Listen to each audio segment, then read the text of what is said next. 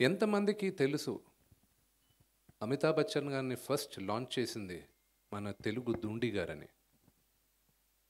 ఎంతమందికి తెలుసు అనిల్ కపూర్ గారి మొదటి చిత్రం బాపు రమణ గారు డైరెక్ట్ చేశారని తెలుగు సినిమా?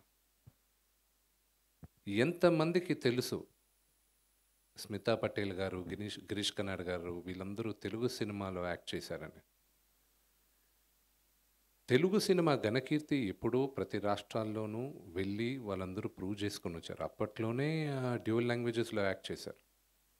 ఇప్పుడు నేను చేస్తున్న సినిమా కన్నప్ప మొదటిసారి తెలుగులో చేసింది శ్రీ కాళహస్తి ఈశ్వర మహత్యం అనే భారతదేశంలో ఉన్న one of the greatest legend Kannada Kanteerava Raj Kumar గారు.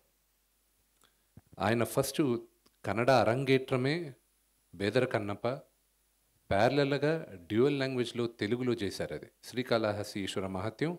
ఆయనే నటించారు, ఆయనే వాయిస్ ఇచ్చారు. తెలుగు సినిమా చరిత్ర చాలా గొప్పది.